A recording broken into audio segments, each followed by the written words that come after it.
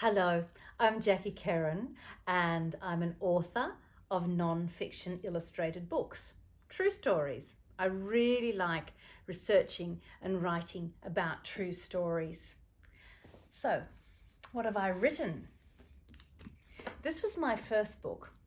It's about Phar Lap, the famous racehorse. You can see him if you're in Melbourne and you go to the Melbourne Museum in Carlton, and it was illustrated by Patricia Mullins. This was my second book. It's about a lyrebird. It's actually about the first lyrebird that was filmed and recorded in display, because lyrebirds do amazing displays. They sing and dance. And this one was illustrated by Peter Goldthorpe. But the story I want to share with you right now, today, is one that I've just written, and it'll be available in September. I have to wait until September before this book is available in the shops. I tell you, it's like counting sleeps.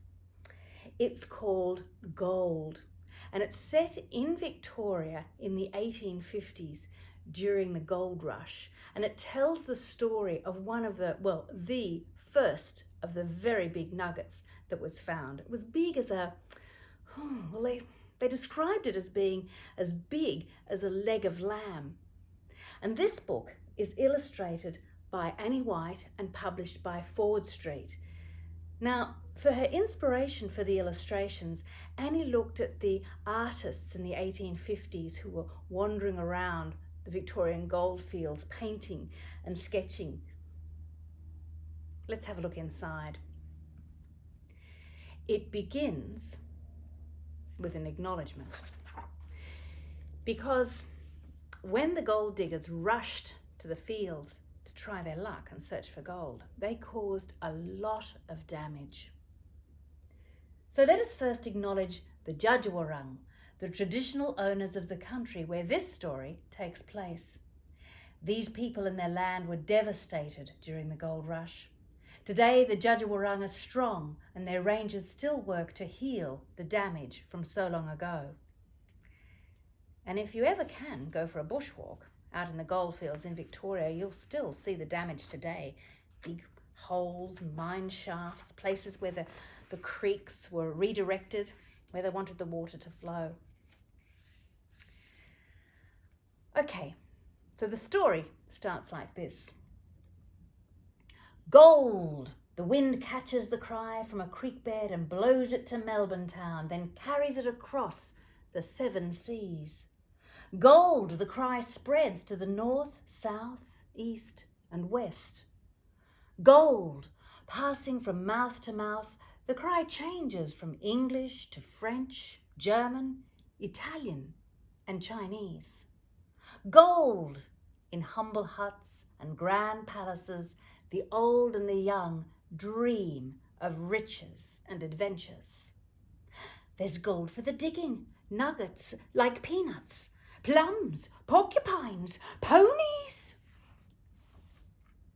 Diggers arrive in their thousands.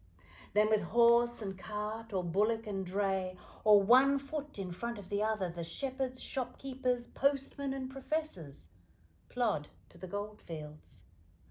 There's nuggets like bees, boots, baboons, buffaloes. 4 young men caught up in the rush meet on the road.